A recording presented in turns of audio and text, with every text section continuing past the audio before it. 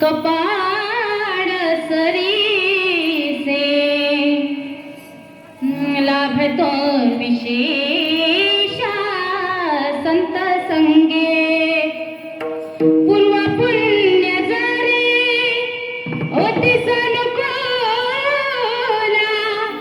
अंतराय मोड नुपजते थे अंतराय मोड नुपजते थे भाग्य तरी नोही धनपुत्र दारा निकट वासवारा संत पायी पूर्व पुण्य जरी होती सनुकूला अंतराय मोड नुपजेते थे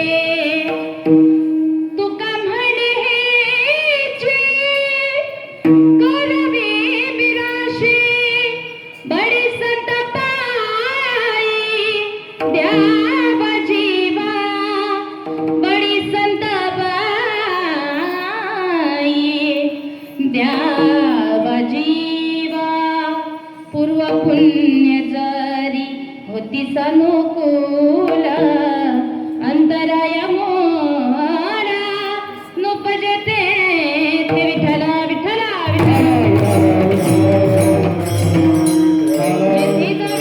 कपाड सरीचे लाभत विशेष संत संगे पूर्व पुण्य जरी होती सनुकूल अंतराय मूळ नुपजते थे महायोग पेटे तटे विमरत्यं वरं पुंडलिकाय दातुं मुनिद्रै समागते तिष्ठन्तमानन्द कंदं परब्रह्मलिंगं भजे पांडुरंगं पांडुरंगकारो पांडुरंगकारो कथमन मन पांडुरंगकारो कथमन माना पांडुरंगकारो कथमन मन पांडुरंगकारो कथमन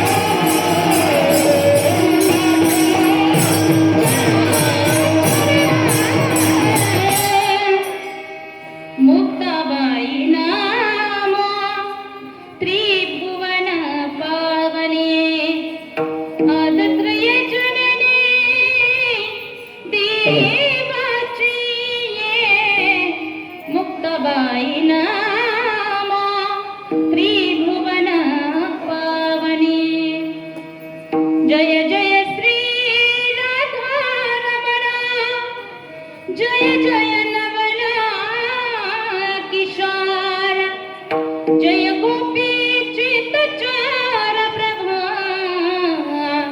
जय जय माखणचार सेवे लागी सेवक झालो तुमच्या लागलो नित चरणास शरण शरण हनुमंता तुम्हा आलो रामदूता काय भक्तीच्या त्या वाटा मज दावया सुभटा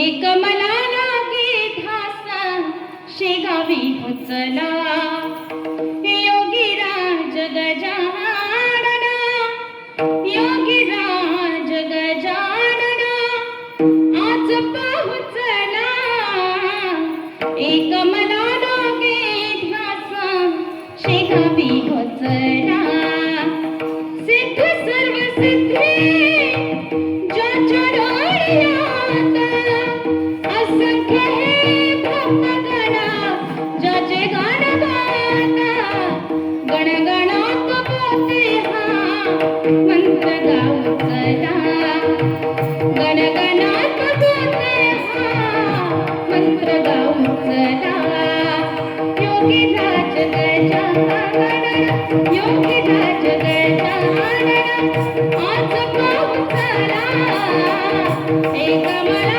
लागे ध्यास शेगावी होचला एक मला लागे ध्यास शेगावी होचला शेगावी होचला शेगावी होचला मस्तक हे पायावरी या वारकरी संतांच्या विठ्ठला विठ्ठला विठ्ठला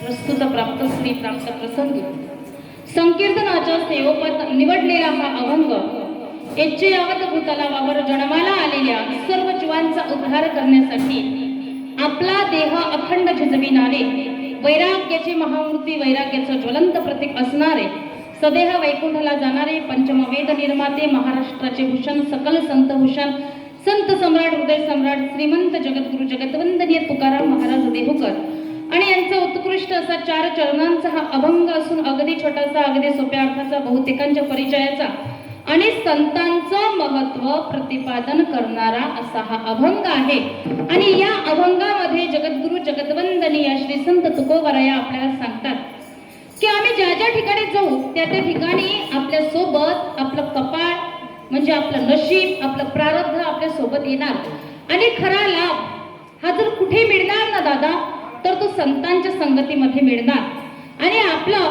जर काही पूर्वजन्मीचं पुण्य असेल तर महाराज म्हणतात संतांमध्ये आणि आपल्यामध्ये उपयोग निर्माण करणारे बीजच उत्पन्न होणार नाही तुकोबराय म्हणतात खरं भाग्य म्हणजे धन मिळणं नव्हे खरं भाग्य म्हणजे पुत्र होणं नव्हे आणि खरं भाग्य म्हणजे सुंदर पत्नी मिळणं नव्हे मग काय हो तुकोबराया खरं भाग्य तरी काय आहे तुकोबराय म्हणतात संतांच्या पायाजवळ निकट वास्तव्य करणं हेच खरं भाग्य आहे संतांचे पाय हेच वतनदारीचे ठिकाण मानून त्यांच्या पायावरती जीव अर्पण करावा हा झाला अभंगातील थोडक्यात सांगायचं म्हणजे भावार्थ सेवेला सुरुवात करण्याआधी अल्पसा परिहार द्यायचा तो म्हणजे असा आपल्या परम पुण्य असलेल्या डोंगर शडकी या गावामध्ये सतत प्रतिवर्षाप्रमाणे चालू असलेला श्री समर्थ धोंडू तात्या महाराज यांच्या पुण्यतिथीच्या निमित्ताने चालू असलेला आपला हा अखंड हरिनाम संकीर्तन सप्ताह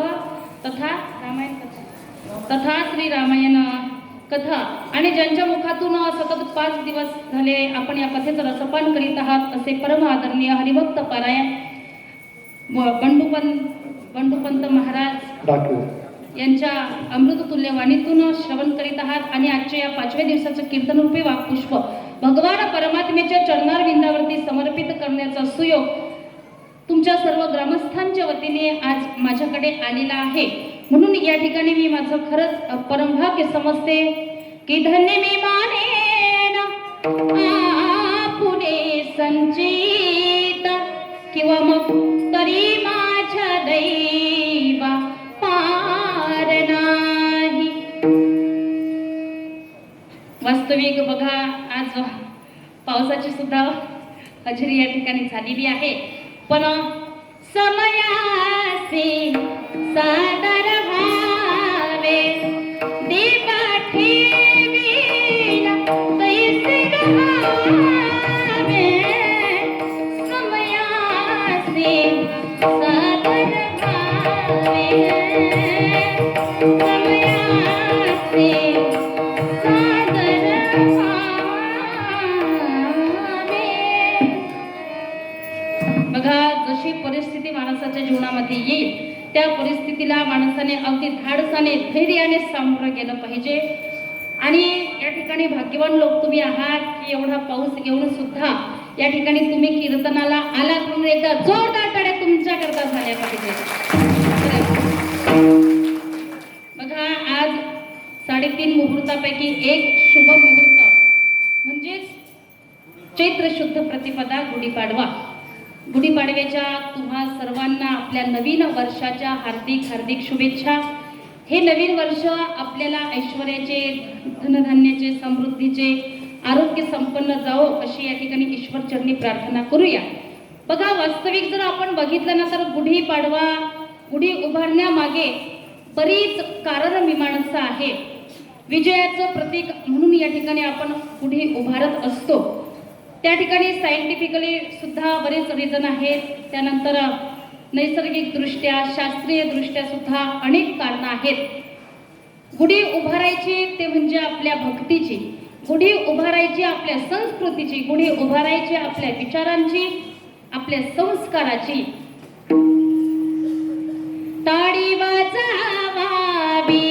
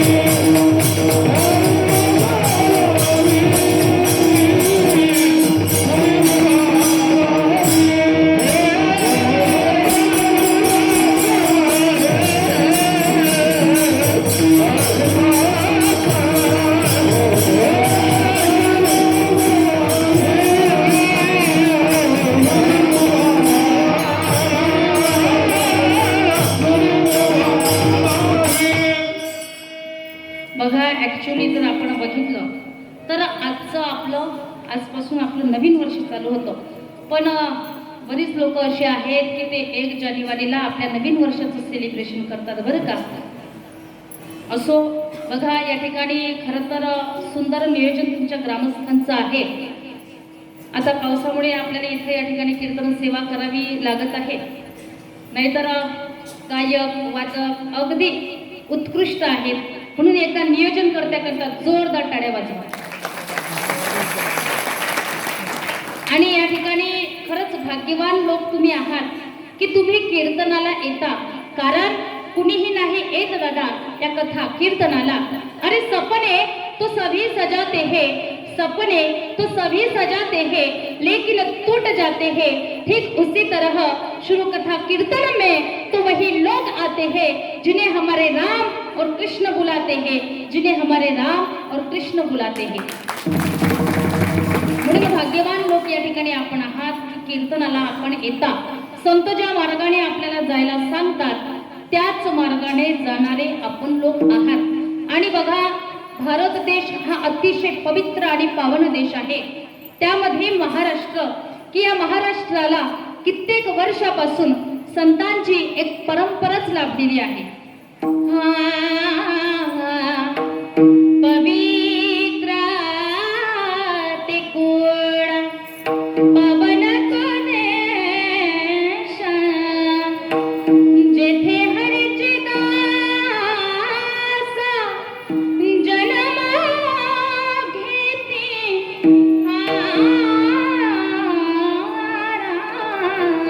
पवित्र ते कोण. आणि बघा, या भारत देशामध्ये अनेक शूरवीर लोक होऊन गेले. भगतसिंग, सुखदेव, राजगुरू, चंद्रशेखर आझाद, नेताजी सुभाषचंद्र बोस, झाशीची राणी लक्ष्मीबाई, राष्ट्रमाता राजमाता जिजाऊ साहेब, क्रांतिज्योती सावित्रीबाई फुले, महात्मा ज्योतिबा फुले, अहिल्याबाई होळकर, साने गुरुजी, छत्रपती शिवाजी महाराज, छत्रपती धर्मवीर संभाजी महाराज, स्वामी विवेकानंद, असे हे थोर रत्न होऊन गेले. संतांमध्ये जर बघितलं ना तर कैवल्य साम्राज्य चक्रवर्ती विष्णुमौली संत श्रेष्ठ धेनुकराया, वैराग्य रागरसिक जगद्गुरु जगद्वंदनीय तुकाराम महाराज, संत नामदेव महाराज, शांतीब्रह्म एकनाथ महाराज, संत जनाबाई, मीराबाई, मुक्ताबाई, बहिणाबाई आणि आदी करून अखिल संत मांदियाळी.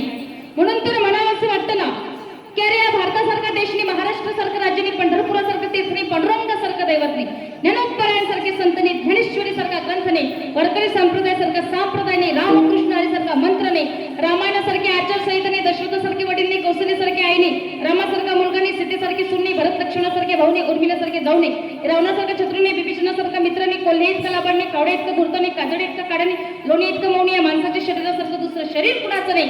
आणि जगाच्या पाठीवर छत्रपती शिवाजी महाराजांच्या नंतर तसा दुसरा राजा कुणी झाला नाही, तसा दुसरा राजा कुणी झाला नाही. आणि बघा, या भारत भूमीमध्ये आपण जन्माला यावं म्हणून आपण किती भाग्यवान असू. बघा, अयोध्या ही वैराग्य भूमी आहे, द्वारका ही कर्मभूमी आहे आणि महाराष्ट्र ही संतोकी भूमी. तुम्ही उत्तर प्रदेशामध्ये, उत्तराखंडमध्ये जर गेलात तर तुम्हाला जागोजागी बोर्ड लागलेले दिसतात, देवभूमी में आपका स्वागत है. मी तर असं म्हणते, महाराष्ट्राच्या प्रत्येक गावागावांमध्ये बोर्ड लागायला पाहिजे, संत भूमी में आपका स्वागत है. आणि संत हे देवापेक्षाही श्रेष्ठ असतात, हा आपला आतापर्यंतचा इतिहास आहे. आणि आपल्या या भारत देशाचं एक अतिशय महत्वाचं वैशिष्ट्य म्हणजे आपल्या या भारत देशामध्ये सर्वांना सन्मानाने वागवलं जातं. अरे, इथे माणसांना सन्मान दिला जातो, नवल नाही बायबा, पण येथील नद्यांना सुद्धा आम्ही काय म्हणतो?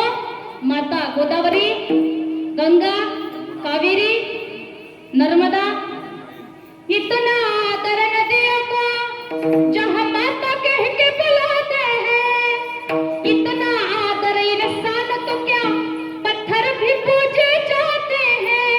इस धरती पे मैंने जन्म लिया, ये सोच के मैं इतराता हूँ, भारत का रहने वाला हूँ, भारत की बात सुनाता हूँ, भारत का रहने वाला हूँ, भारत की बात सुनाता हूँ.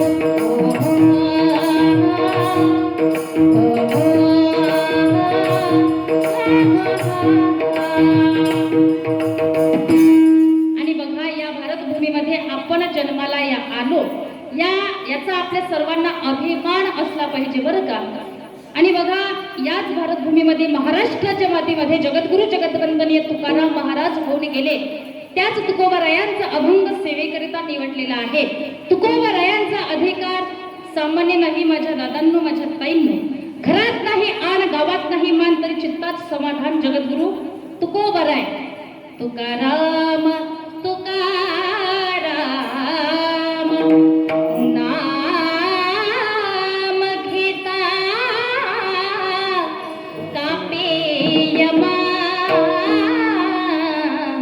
तुकाराम तुकाराम. आणि तुकोबाराय या अभंगामधून आपल्याला संतांचं महत्व प्रतिपादन करतात. परंतु ऐका, संत साधू कुणाला म्हणायचं? 6 + 2 = साधू. ज्याने जीवनामधील 6 धुतले काम, क्रोध, लोभ, दंभ, मत्स्य, अहंकार हे षडविकार ज्याच्या जीवनामध्ये नाहीत त्याला साधू म्हणायचं.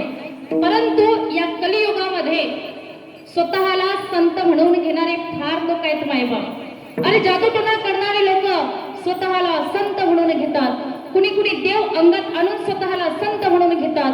कुणी कीर्तन करून कथा करून स्वतःला संत म्हणून घेतात. कुणी कुणी स्वतःला वैष्णव म्हणून संत म्हणून घेतात. मग प्रश्न दोन उपस्थित होतात बरं का. पहिला प्रश्न म्हणजे वैष्णव कुणाला म्हणायचं आणि दुसरा प्रश्न संत कुणाला म्हणायचं. आता तुम्ही म्हणाल ताई आम्ही कीर्तनकाराला वैष्णव म्हणावे का? तर बाबा नाही. नामदेवराय सांगतात कीर्तन करी सिपारी कीर्तनकारची होशी परी वैष्णवाना होशीर जाना. कीर्तन करी सिपारी कीर्तनकारची होशी. कीर्तनकार होऊ शकतो, वैष्णव नाही. तुम्ही म्हणाल ठीक आहे ताई मग कथाकाराला वैष्णव म्हणावे का? पुराणकारी सिपारी पुराणे कहशी परी वैष्णवाना होशीर जाना होशीर जाना. पुराणकारी सिपारी पुराणे कहशी पुराणकारी सिपारी पुराणे कथाकार होऊ शकतो, वैष्णव नाही. पण या सर्व गोष्टी करून जर जो देवाचं अखंड नामचिंतन करत असेल ना तो खरा वैष्णव. वैष्णव तो गया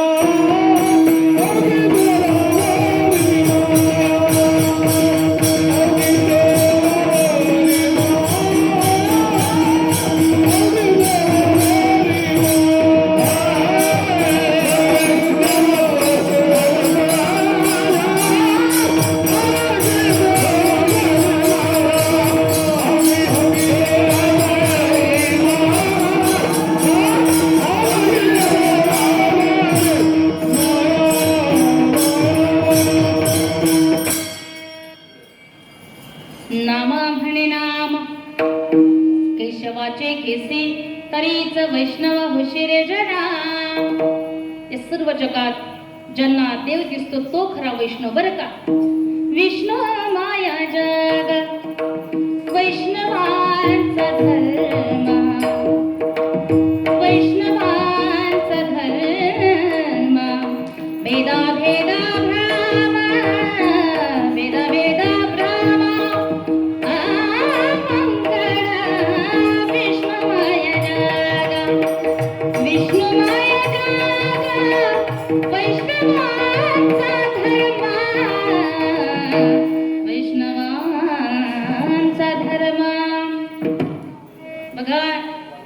ज्यांच्या जीवनामध्ये फक्त आणि फक्त त्या पांडुरंगाचा ध्यास आहे ते खरे वैष्णव आहेत बरं का. पांडुरंग नामे लागला ते ध्यास.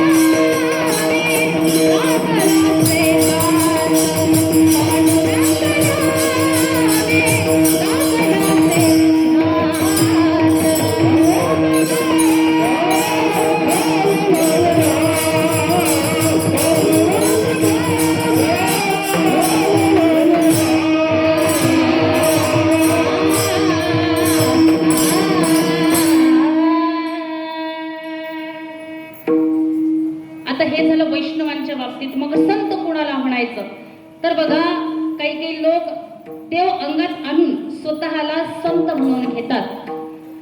देवारा बैसवणी हलविते सुपे ऐसे पापी पापे लिंपताते. म्हणून हा वर्ग सुद्धा संत होऊ शकत नाही.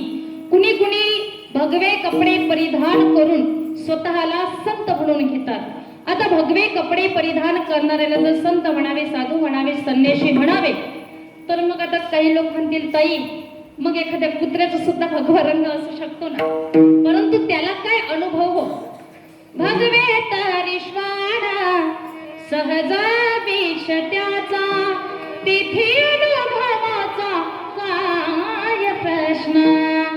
भगव धारण करून साधू संत संन्यासी होता येत नाही. एखाद्या वेळेला संसारी माणूस सुद्धा बरं का संन्यासी होऊ शकतो. पण ज्याचं माझं म्हणणं मीपणा गेला तो व्यक्ती संसारिक असेना, धडोबा माऊली म्हणतात तो संन्यासी आहे. हे मी माझ्या मनात काही बोलत नाही बरं का. मी माझी ऐसी आठवण विसरले जयाचे अंतःकरण. पार्था तो संन्यासी जाण निरंतर.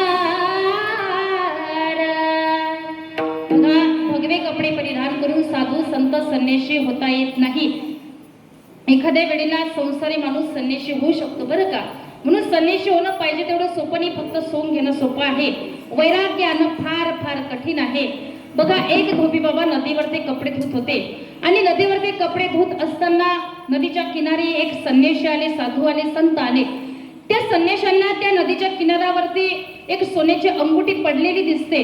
त्या संन्याशांना असं वाटलं चला घेऊया आपण. पण लगेच विचार केला अरे आपण जर ही अंगुठी घेतली आणि कुणी जर पाहिलं तर काय म्हणेल, हा वा रे वा संन्याशी असून पडलेली वस्तू घेतली की. म्हणून त्यांनी काय केलं, जरा इकडे तिकडे नजर फिरवली. नजर पडली धोबी बाबांवरती. आवाज दिला धोबी बाबांना, अहो धोबी बाबा इकडे या जरा. धोबी बाबा आले आणि म्हणू लागले काय हो महाराज काय म्हणता. अहो धोबी बाबा ही अंगुठी कोणाची तरी पडलेली आहे, ती तुम्ही घ्या, तुम्हाला भरपूर पैसे येतील, तुमचा उदरनिर्वाह होईल, तुमची फार हालाकीची परिस्थिती दिसते धोबी बाबा, ही अंगुठी तुम्ही घ्या. त्यावेळेला धोबी बाबा त्या संन्याशांना विचारतात काय हो महाराज तुम्हाला ही अंगुठी केव्हा दिसली. त्यावेळेला संन्यासी म्हणाले 10 मिनिट अगोदर. त्यावेळेला ऐका डोंगर शडकी वासियांनो, धोबी बाबांनी दिलेलं उत्तर फार गोड आहे. धोबी बाबा संन्याशांना म्हणतात महाराज मी हे अंगुठी 8 दिवस झाले बघतोय. किती दिवस? 8 दिवस झाले बघतोय. माझी नाही तर कशाला घेऊ. म्हणून विचार करा खरं संन्यासी कोण आहे. म्हणून संन्यासी होणं पाहिजे तेवढं सोपं नाही, फक्त सोंग घेणं सोपं आहे. वैराग्य आणणं फार फार कठीण आहे. संन्यासाचे संग आणि ताती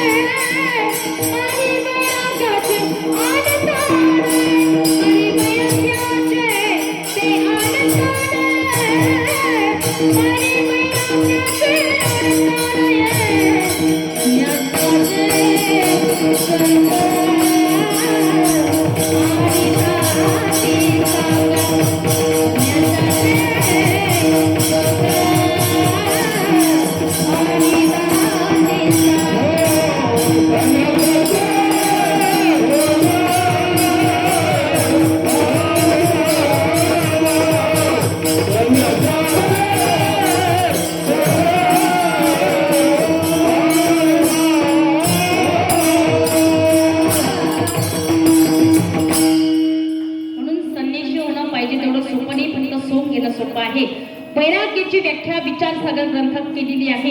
इहलोकापासून ते परलोकापर्यंत अनुकूल असलेल्या त्यागाच्या भोगाच्या इच्छेस वैराग्य म्हणतात. हे तुमच्या डोक्यावरून गेलं असेल तर आणखी दुसरा दृष्टांत सांगते. दृष्टांत तरी कशा करता सांगावा लागतो. सिद्धांत पटवून देण्याकरता केलेली युक्ती त्याला म्हणावं दृष्टांत. ऐका बघा, एका मनुष्याचं काम करायचं जीवावर यायचं, आळशी माणूस तो. आता तुम्हाला सर्वांना ज्ञात आहे, आळशी माणूस म्हटला का त्याचं कुठलंही काम करायचं जीवावर येतं बरं का. मग त्याच्या पत्नीने जर त्याला काही बोलली, त्याला काही म्हटलं, तर मग तो एक वाक्य म्हणायचं, आपल्याला काही म्हणायचं नाही बरं, नाहीतर मी संन्यास घेईन. तेव्हा त्याची पत्नी बिचारी बोलणं बंद करायची. खरंच देव ना जाणून हा माणूस संन्यासच ना घेऊ. एक दिवस त्याच्या पत्नीचा राग अनावर झाला. अनावर म्हणजे काही केल्या आवरेना. एखादा बैल गाडीला जुंपल्यानंतर तुम्ही त्या बैलाला कितीही आवरा तरीही बैल आवरल्या जात. आपण काय म्हणतो, बैल अनावर झाला, तसा त्या ताईचा राग अनावर झाला. तो आता काही केल्या आवरेना. एक दिवस हा असाच हिंडून फिरून घरी आला. त्याची पत्नी म्हणू लागली, काय हो, नुसतं या गाव त्या गावला बोंबलत फिरता, काहीच काम धंदा करत नाही, काहीच नाही. तो म्हणाला, मला काही म्हणायचं नाही, नाहीतर मी संन्यास घेईन. त्याची पत्नी म्हणाली, घ्या, फार चांगलं होईल, नाहीतरी तुम्हाला मलाच पोसावं लागतं. तो म्हणाला, मी खरंच संन्यास घेईन बरं. ती म्हणाली, खरंच घ्या, लोक पाया पडतील तेव्हा पडतील, मी तर आताच पाया पडते. मग काय, हा गावामध्ये गेला, भगवे कपडे शिवले, घरी आला, अंगात घातले, कपाळाला गंध लावला, गड्यामध्ये माळा बिडा घातल्या आणि पत्नीला म्हणतो, जातो. त्याची पत्नी म्हणाली, जा, खुशाल जा. थोडासा पुढे गेला, आणखी मागे वळून पाहतो, खरंच चालू आहे, येणार नाही. ती म्हणाली, येऊच नका, आधी निघा. थोडासा पुढे गेला, गॅलरीत आणखी मागे वळून पाहतो, सरिता तुला खोटं वाटतं का? अगं मी येणार नाही. ती म्हणाली, येऊच नका, आधी निघा. बस स्टँडवर गेला, वाटेत त्याला त्याचा मित्र भेटला. मित्राला सांगितलं, घरी जा आणि तुझ्या बहिणीला सांग भाऊ चालले. मित्र घरी आला आणि वहिनीला सांगितलं, वहिनी भाऊ चालले ना. वहिनी म्हणू लागली, तुम्ही सुद्धा त्यांचे शिष्य व्हा, सोबत जा. आता हा काय रानात गेला, एक महादेवाचं मंदिर होतं, त्या ठिकाणी गेला. मग काय हो, थंडीचे दिवस होते, थंडी वाजू लागली, अन्न नाही, पाणी नाही, खाली झोपायला बिछाना नाही, अंगावर घ्यायला चादर नाही, अग्नी पेटवायला माचीस नाही. मनात विचार केला, अरे नसता चालू. पण परत विचार केला, आता घरी जायचं नाही, काही झालं तरी चालेल, पण जायचंच नाही घरी. 1 वाजला, थंडी जास्तच झाली. नंतर म्हणाला, अरे इथं थंडीत हुडकडण्यापेक्षा तर घरी जाऊन तिचं बोलणं खाणं पुरे. चला घरी. घरी आला, दरवाजा ठोकला. हिने हातून आवाज दिला, कोण? संन्यासिका? नाही ग, तुझा पती आलोय, तुझा पती, आणि आता रिकामा फिरणार नाही असा निर्णय घेऊन आलो. म्हणून संन्यासी होणं पाहिजे तेवढं सोपं नाही, फक्त शोक घेणं सोपं आहे, वैराग्यानं फार फार कठीण आहे. मग संत तरी कुणाला म्हणायचं? ते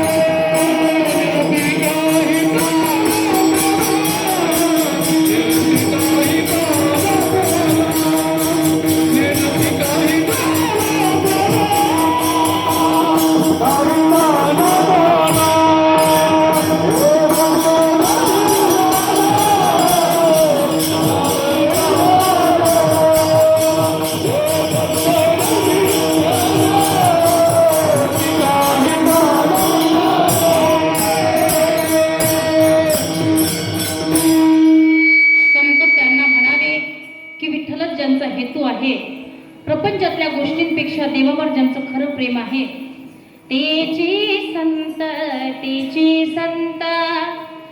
ज्यांचा हेता विठ्ठल, ज्यांचा हेता विठ्ठल, विठ्ठल विठ्ठल विठ्ठल विठ्ठल विठ्ठल विठ्ठल विठ्ठल विठ्ठल विठ्ठल विठ्ठल विठ्ठल विठ्ठल विठ्ठल विठ्ठल विठ्ठल विठ्ठल.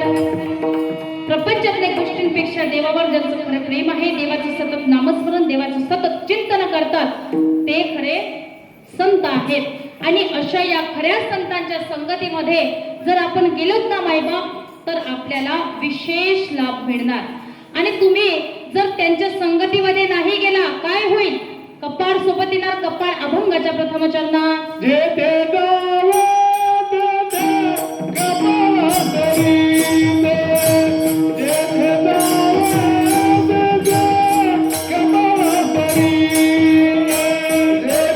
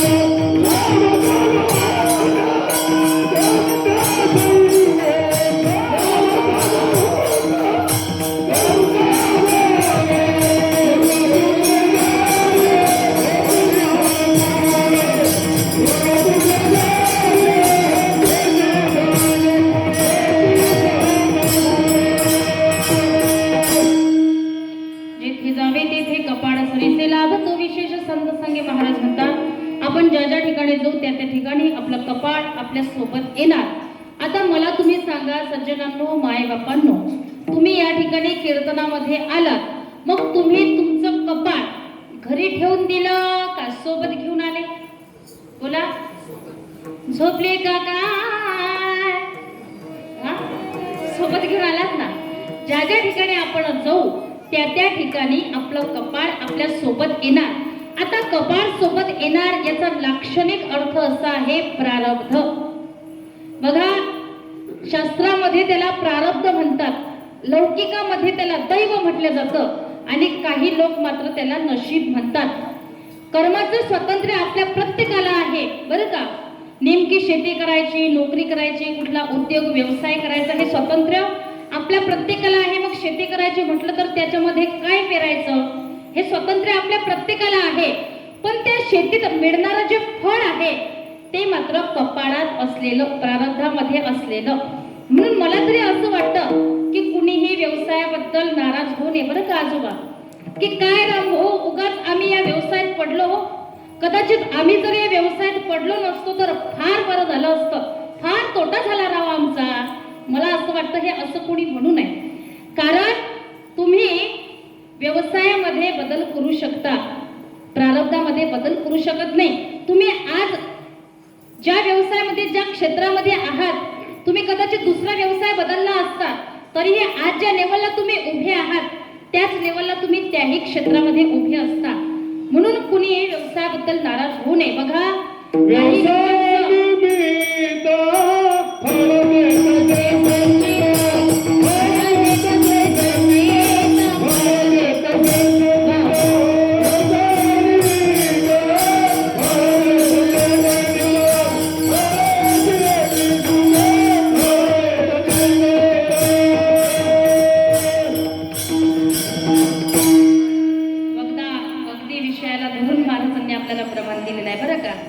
व्यवसाय निमित्त फळ देत असे संचित. काही लोकांचं प्रारब्ध जन्माला आल्याबरोबर उजेडात आलं माऊली. काही लोकांचं वर्षानंतर उजेडात आलं. काही लोकांचं 50 वर्षांनी प्रारब्ध उजेडात आलं. काही लोक मरून गेले, मरून, पण त्यांचं प्रारब्ध उजेडात आलं नाही. बघा, काही लोकांचं लवकर प्रारब्ध उजेडात आलं. मागे ते बिग बॉस मध्ये तो बोबडा मुलगा, त्याला नीट बोलताही येत नव्हतं. बऱ्याच सेलिब्रिटी त्या ठिकाणी होत्या, त्यांचाही नंबर लागला नाही, पण तो काय विजेता ठरला ना तो. हे त्याचं प्रारब्ध आहे बरं का. मागे वाडीच्या वाटेवर एक गौडम प्रसिद्ध झाली, एका दिवसात व्हायरल झाली. रडू नको बाळा, अरे मी पाण्याला जाते, रडू नको बाळा, अरे मी पाण्याला जाते, पाण्याला जाते, पाणी घेऊन येते, पाण्याला जाते, पाणी घेऊन येते.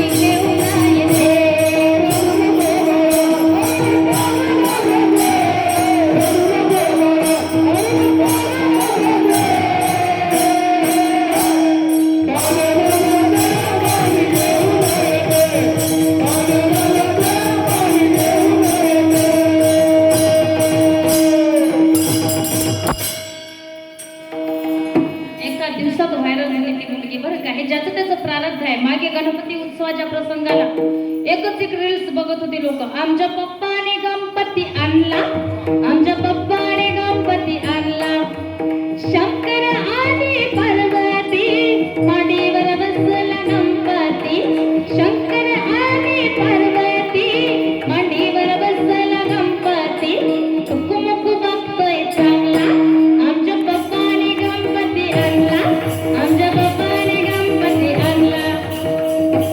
एक काय म्हणे माहिती का, आमच्या पप्पाने बोटाने हाणला, आमच्या पप्पाने बोटाने हाणला. खरंच हाणला ना, नालायकच होता बरं का. काही लोकांचं प्रारब्ध मला सांगायचंय तुम्हाला, लवकर उजेडात आलं. काही लोक मरून गेले, मरून, पण त्यांचं प्रारब्ध उजेडात आलं नाही बघा. आणि जसं नशिबामध्ये असेल ना माऊली, तेच होतं, त्यात काही बदल होत नाही. काल लाटे चले हले नमोडी काही केले, जैसे काळी गोरी पण धुतले फिटोले रे. एकदा का माणसाला काळा किंवा गोरा रंग मिळाला म्हणजे त्यात बदल होत नाही बघा. एका मनुष्याला खीर आवडत नाही, त्याच्या पत्नीनं त्याला खीर वाटली, त्याचं आणि त्याच्या पत्नीचं कडाक्याचं भांडण झालं. तो म्हणाला, अगं मला खीर आवडत नाही, तुम्हाला खीर वाटलीच कसे. राग राग त्या ठिकाणी रानामध्ये निघून गेला. एक आंब्याचं झाड होतं, त्या आंब्याच्या झाडावर जाऊन बसला.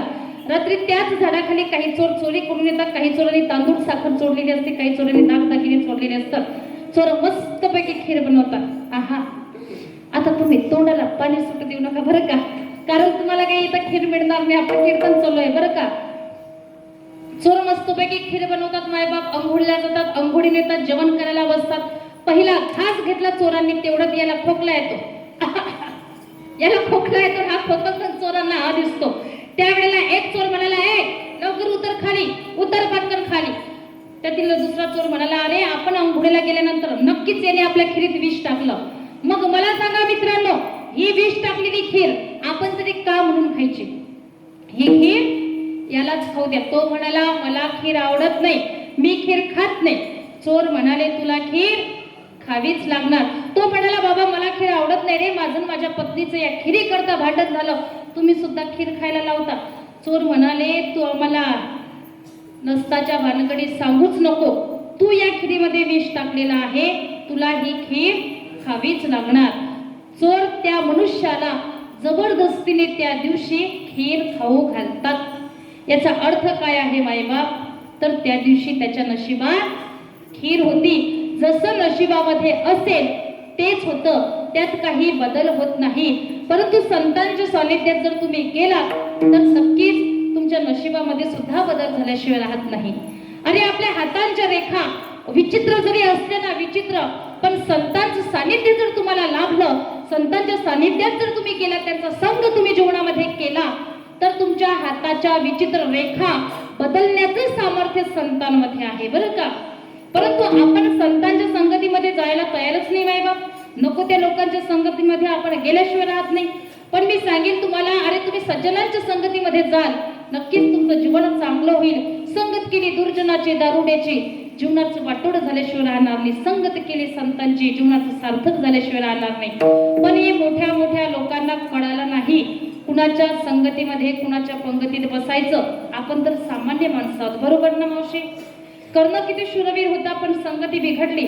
नाहीतर कर्ण आज अजरामर झाला असता. वाल्या कुडी डाकूच्या संगतीने बिघडला, पण त्यांचं भाग्यच थोर. त्याला नारद महर्षींची भेट झाली, वाल्याचा वाल्मिकी ऋषी झाले आणि रामायण लिहिले. याच्याही पुढे जाऊन सांगते ऐका. आणि 100 गाढवांचं मालक होण्यापेक्षा, वाक्य नीट ऐका बरं का, 100 गाढवांचं मालक होण्यापेक्षा एका शहाण्याचं नोकर होणं कधी चांगलं आहे ना. अरे नालायकांमध्ये बसून आपली इज्जत घालवण्यापेक्षा या माळकऱ्यांमध्ये बसून जरा हरिपाठ करायला शिका ना. संगत संतन की करले, जन्म का सार्थक कछु करले. संगत संतन की करले, संतन के संग लागले, ओ तेरी अच्छी बनेगी. संतन के संग लागले, तेरी अच्छी बनेगी.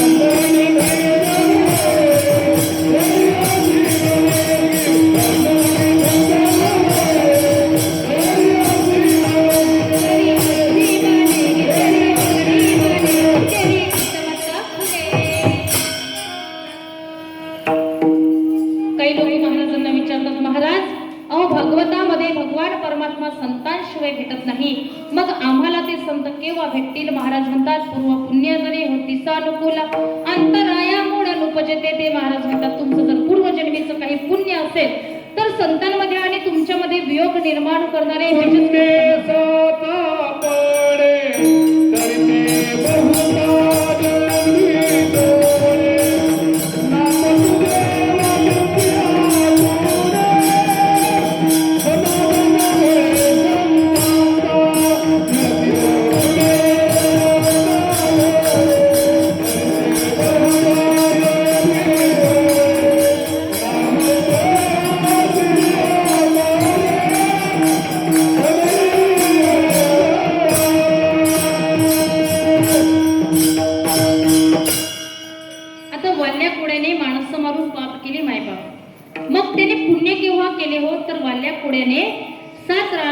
देवाची साठवण केली.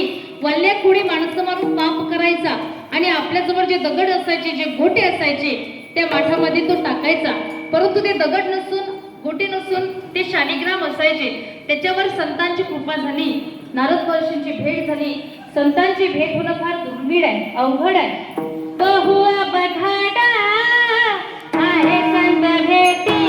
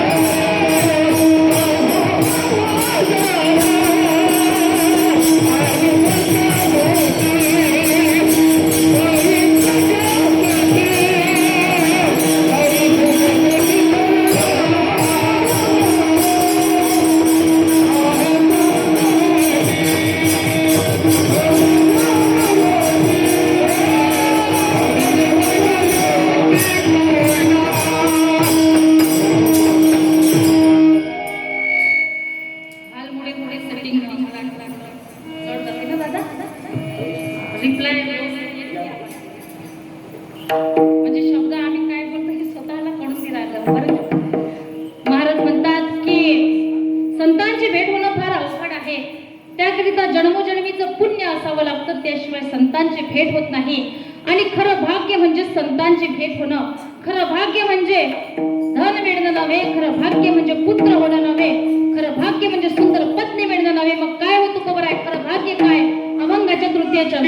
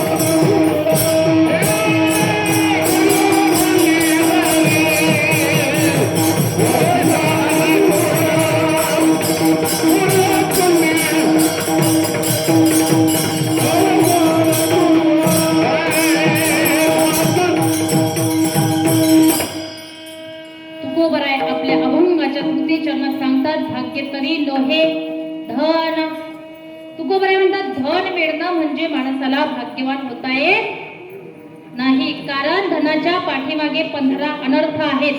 धनाच्या पाठीमागे कली आहे. धनाची या पाठीमागे कडी काढाचा लाग, म्हणून संग खोट त्याचा. असं तुकाराम महाराजांचं म्हणणं. आपलं नाही एरवी धन आवडत नाही असा माणूस नाही. अरे एवढा खटाटोप तरी कशा करताय? याची टोपी त्याच्या डोक्यात, त्याची टोपी तिसऱ्यांच्या डोक्यात आणि सगळे टोप्या आपल्या डोक्यात घातल्या. ज्याचे घेतले त्याचे परत केले नाही. लोकांच्या माना मोडल्या. कशाकरिता? धनाकरिता, इष्टडी करता. मला तुम्ही सांगा, किती धन कमावलं म्हणजे तुम्हाला भाग्यवान होता येईल? अरे किती बँकेमध्ये बँक बॅलन्स तुम्ही केला म्हणजे तुम्हाला भाग्यवान होता येईल? किती माड्यावर माड्या बांधल्या, किती गाड्या घेतल्या, किती शेतीवाडी घेतली म्हणजे तुम्हाला भाग्यवान होता येईल? आदमी कब तक धन के पीछे भागता है? जब तक उसका निधन नहीं होता है तब तक आदमी धन के पीछे भागता है. माणसं आयुष्यभर धन धन धन धन धन धन करत राहतात आणि शेवटी पत्रिकेमध्ये काय लिहावं लागतं? निधन लिहावं लागतं. काय लिहावं लागतं? झोपले का काय? निधन लिहावं लागतं बरं का. आता तुम्ही वा गेली नाही बरं का. फार सुंदर. आता ऐकणारे श्रोते जरा हुशार आहे, सज्जन आहात म्हणून तुम्हाला सांगते बरं का. अरे ये दौलत भी क्या चीज है? ये दौलत भी क्या चीज है? ये दौलत जब साथ होती है ना तो आदमी खुद को भूल जाता है मैं कौन हूँ. और ये दौलत जब साथ छोड़ देती है ना तो लोग भूल जाते हैं ये कौन था. आपला भरलेला खिस्सा आपण कसे आहोत हे जगाला दाखवत असतो आणि आपला रिकामा खिस्सा जग कसा आहे हे आपल्याला दाखवत असतो बरं का. या धनाकरिता लोक एकमेकांचा जीव घ्यायला सुद्धा मागे पुढे पाहत नाही. तुका म्हणे धाडा, तुका म्हणे धाडा, धनासाठी घेते प्राण, धनासाठी घेते प्राण, धनासाठी घेते प्राण. बघा साने गुरुजींनी आपल्याला एक धर्म सांगितला. खरा तो एकची धर्म जगाला प्रेमार पावे खरा तो एकची धर्म जगाला प्रेमार पावे. पण आमच्या लोकांनी तो धर्म मोडून काढला आणि आपला दुसरा धर्म चालू केला. खरा तो खरा तो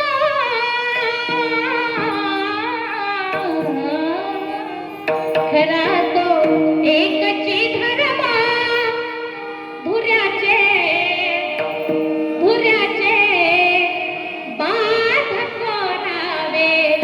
आणि असे बांध कोरले स्वतःच्या सख्या भावाला सोडलं नाही मायबा.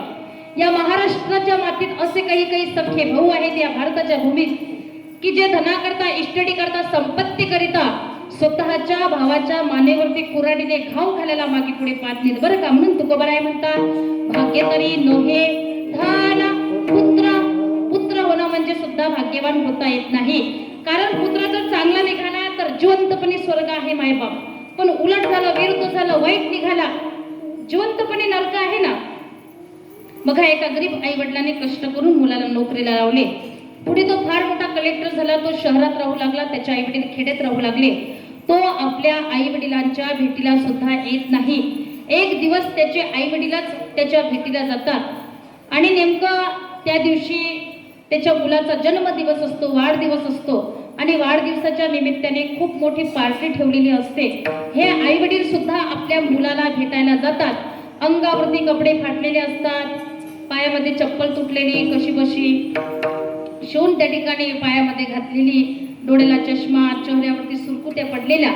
आणि अशा अवस्थेमध्ये ते आई वडील आपल्या मुलाच्या भेटीला जातात आणि सुनबाईला पाहून, नातवाला पाहून, मुलाला पाहून त्या आई वडिलांच्या डोळ्यामध्ये आनंदाचे अश्रू असतात मायबाप. हे आई वडील आपल्या मुलाला मिठी मारायला जातात. त्या वेळेला त्यांचा मुलगा त्यांना दूर लोटून देतो.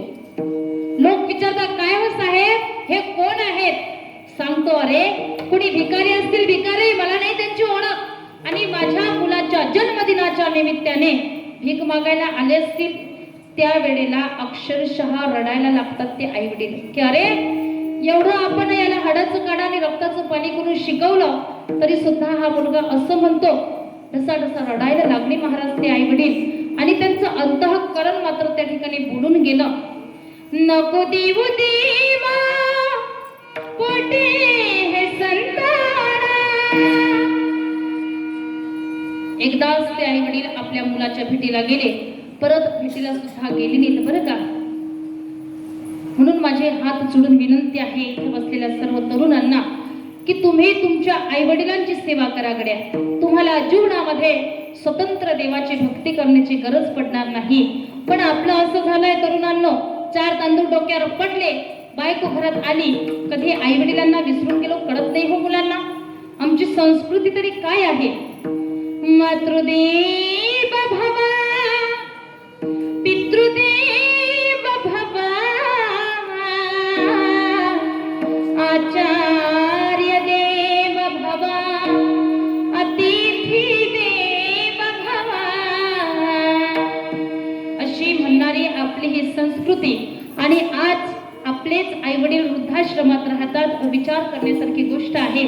आणि जगाच्या पाठीवर बघा मुलांनो, मुलांवर सर्वात जास्त प्रेम करणारी जर कोण असेल ना तर ती आहे आई. बाळा ए बाळा जेवलास का नाही रे असं म्हणणारी कोण आहे? आई आहे. परंतु आपलं कसं आहे सांगू का, जोपर्यंत आई वडील आहेत ना तोपर्यंत कळत नाहीत आणि गेल्यावर परत मिळत नाहीत. एकदा ढगा आड गेलेला सूर्य परत दिसेल रे दादा, पण हे माती आड गेलेले आई वडील कधीच दिसू शकत नाही. आई बापाला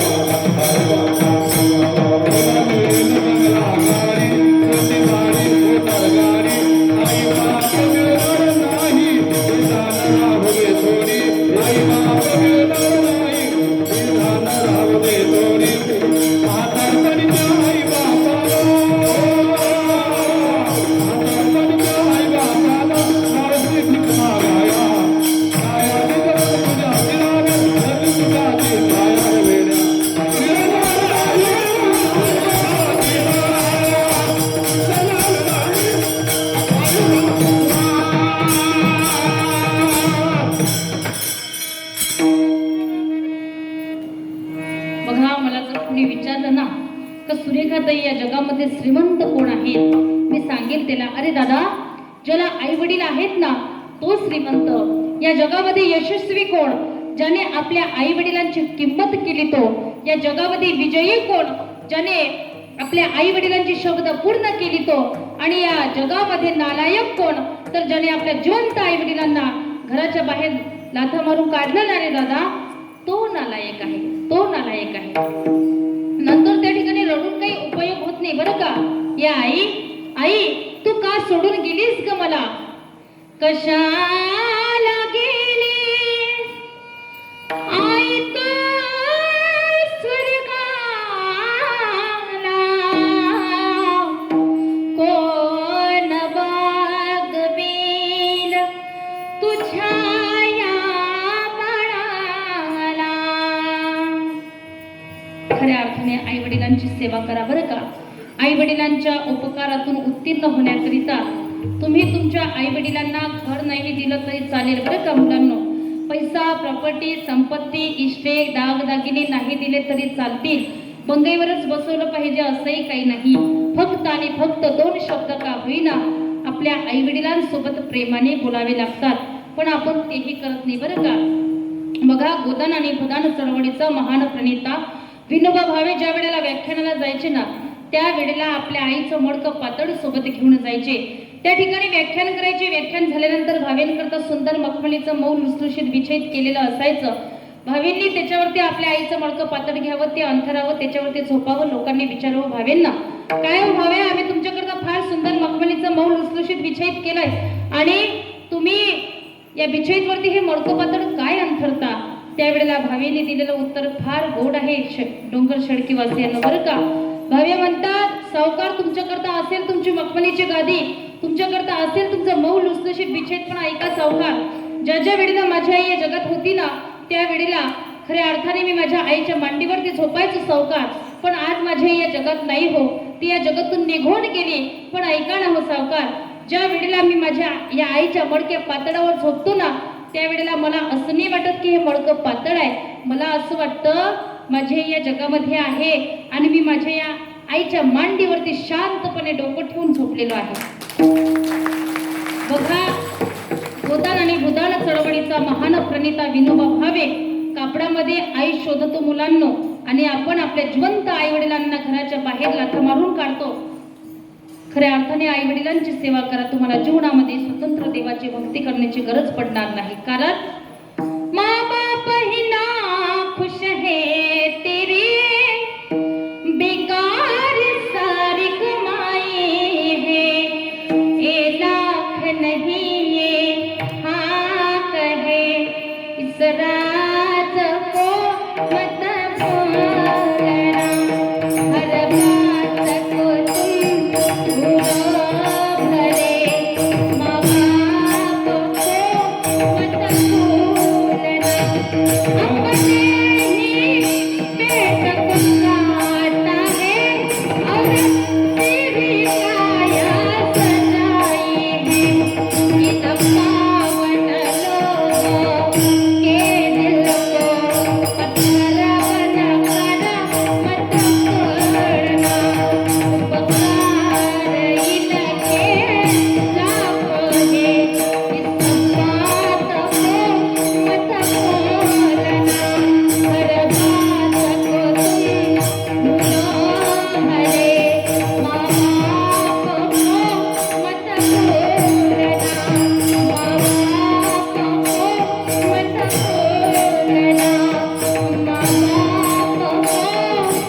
मत भूलना, माँ बाप को जीवनामध्ये खऱ्या अर्थाने आई वडिलांची सेवा करा. बघा, आणि आज जास्तीत जास्त वृद्धाश्रमात राहणाऱ्या कोणत्या आई वडिलांची संख्या असेल तर ती शिकल्या सवरलेल्या लोकांच्या आई वडिलांची आहे. म्हणून खऱ्या अर्थाने आई वडिलांची सेवा करा बरं का. म्हणून खरं भाग्य म्हणजे धन मिळणं, पुत्र होणं, सुंदर पत्नी मिळणं नाही. मग खरं भाग्य काय आहे? निकटवासा बरा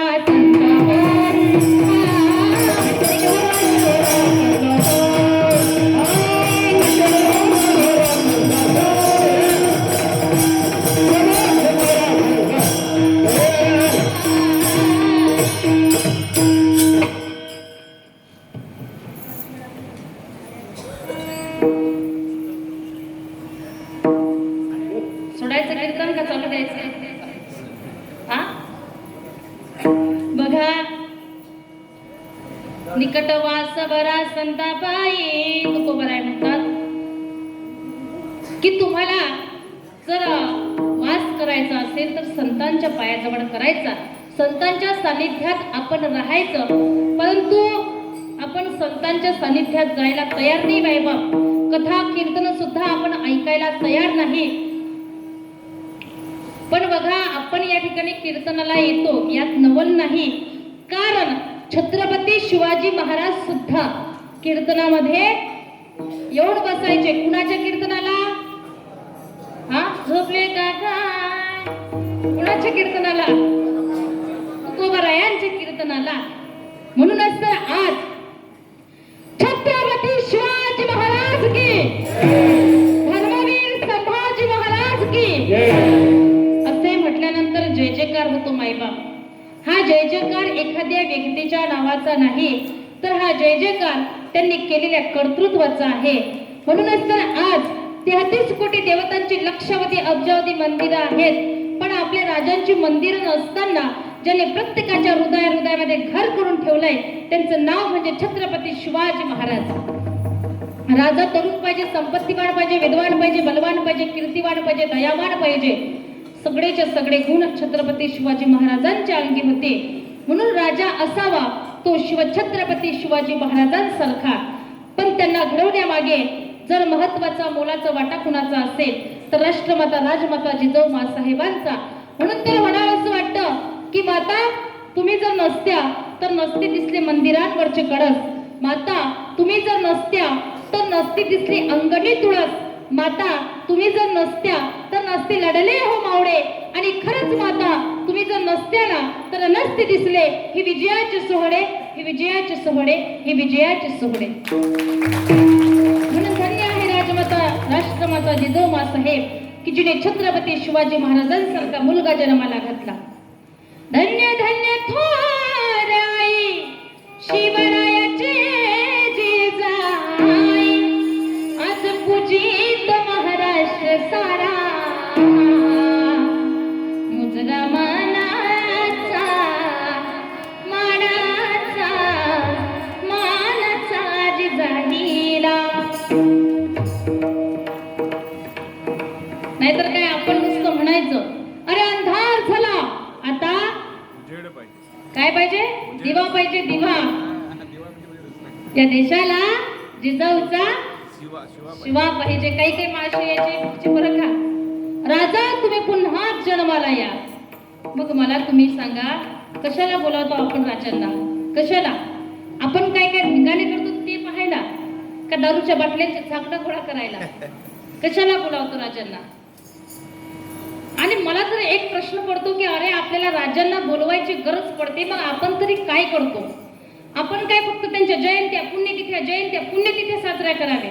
अरे त्यांच्या समोर दिवे कुणी लावावे याच्यावरून आम्ही वाद घालायला लागलो मायबाप. मग आम्ही दिवे काय लावणार? खऱ्या अर्थाने छत्रपती शिवाजी महाराज ज्या विचारांवर चालले त्या विचारांवर तुम्ही चला. आणि छत्रपती शिवाजी महाराजांनी राज्य सुद्धा कसे केले? अरे नव्हते कलम नव्हता कायदा तरी सुखी होती प्रजा. नव्हते कलम नव्हता कायदा तरी सुखी होती प्रजा. का? कारण सिंहासनावर होता माझा छत्रपती राजा, माझा छत्रपती राजा, माझा छत्रपती राजा. आवाज वाढवा. मला आवाज काढा. तुम्ही आवाज काढू शकता बरं का? खऱ्या अर्थाने छत्रपती शिवाजी महाराज ज्या तत्वांवर चालले त्या तत्वांनुसार जर आपण आचरण केलं तर नक्कीच त्या ठिकाणी सुराज्य घडू शकतं बरं का? आपले शिवभक्त छत्रपती शिवाजी महाराजांची जयंती आली का लाखो रुपयाचा डीजे लावतात आणि फुल दारू पितात आणि त्या डीजेवाल्याला म्हणतात अरे डीजेवाल्या जरा बजाव.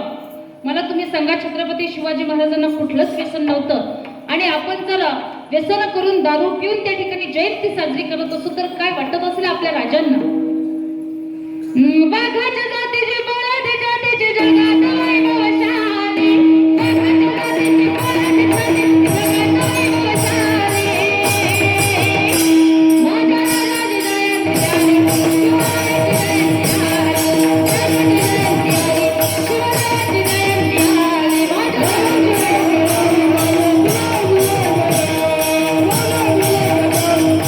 झाली.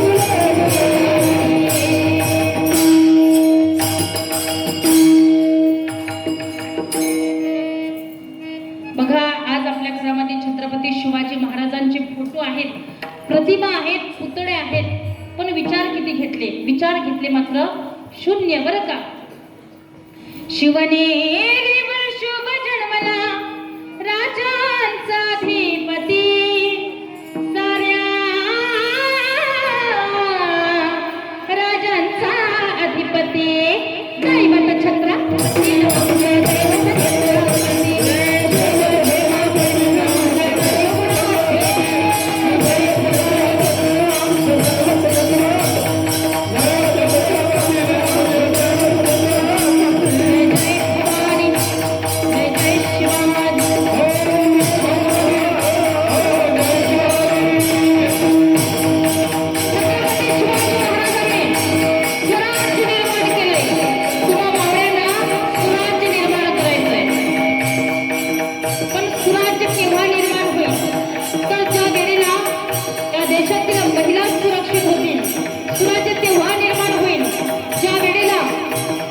देशातील भ्रष्टाचार संपुष्टात येईल.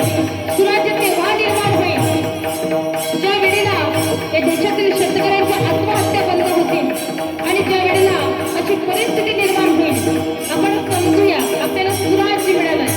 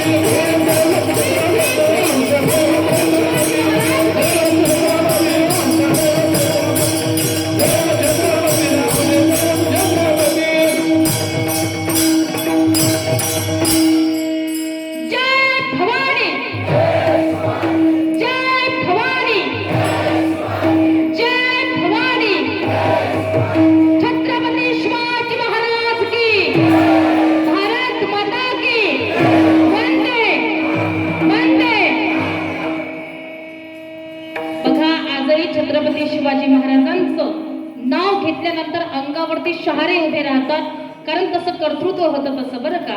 म्हणून मला सांगायचं आहे की तुकोबरायांच्या कीर्तनाला छत्रपती शिवाजी महाराज येऊन बसायचे. आपण सुद्धा संतांच्या सानिध्यात राहिलं पाहिजे, कारण निकट वासवरा संतापायी आणि संतांचे पाय हेच वतनदारीचे ठिकाण म्हणून त्यांच्या पायावरती जीव अर्पण करावा. अभंगाचे शेवट तुका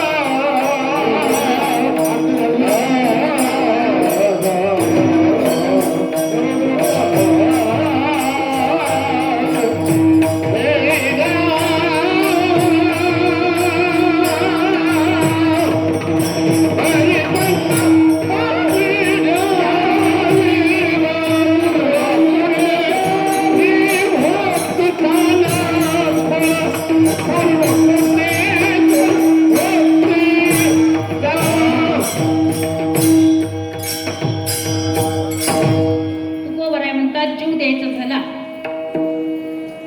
तर देवाच्या पायावर द्यावा किंवा संतांच्या पायावर द्यावा. आता जीव द्यावा म्हणजे का त्यांच्या पायावर आत्महत्या करावी का, असं त्याचा मुळीच अर्थ नाही. जीव देणे म्हणजे त्यांना शरण जाणे. शरण जायचं झालं तर देवाला जावे किंवा संतांना जावे. ऐसी यासी शरण जावे, ऐसी याशी शरण जावे. शक्तीची वेण वंची, शक्तीची वेण वंची, शक्तीची वेण वंची, शक्तीची वेण वंची. शरण जायचं झालं तर देवाला जावे किंवा संतांना जावे, कारण आपलं रक्षण देव किंवा संत करू शकतात, दुसरे तिसरे कोणीही करू शकत नाही. विठोबा रखुमाई,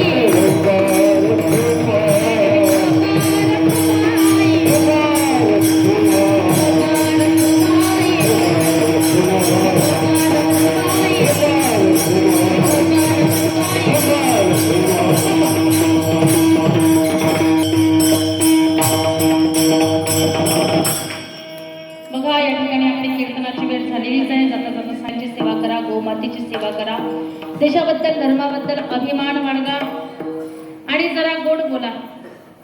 आज नवीन वर्षाला संकल्प करूया की आपल्या बोलण्याने कुणाचं मन दुखवणार नाही. अगदी माणसाने मधुर बोललं पाहिजे की आपल्या बोलण्याने समोरचा अगदी प्रसन्न व्हावा, असं बोलणं माणसाचं असलं पाहिजे. धनुक माऊली सांगतात माणसाने कसं बोललं पाहिजे. साचानी मवाडा मी दुनिया नील साडा, शब्द जैसे कल्लोळा अमृताचे. माणसाने खरं बोललं पाहिजे, गोड बोललं पाहिजे, मृदू बोललं पाहिजे, कामापुरतं बोललं पाहिजे. लोक गोड बोलतात कधी 14 जानेवारीला तिळगुळ घ्या, गोड गोड बोला. फक्त तिळगुळ खाण्यापुरतं गोड बोलतात बरं का. सबसे मीठा बोल भैया, सबसे मीठा बोल. माणसाने अगदी गोड बोला आणि माणुसकी सांभाळा. माणसाने माणसाशी माणसासारखं वागणे याचं नाव आहे माणुसकी धर्म. आणि जगातील सर्वात मोठा धर्म जर कोणता असेल तर तो आहे माणुसकी. ती प्रार्थना म्हणूया आणि थांबूया. ज्यांना ज्यांना कुणाला येत असेल त्यांनी म्हणायची. हीच आमुची प्रार्थना, हेच आमुचे. वा मुलांना वा.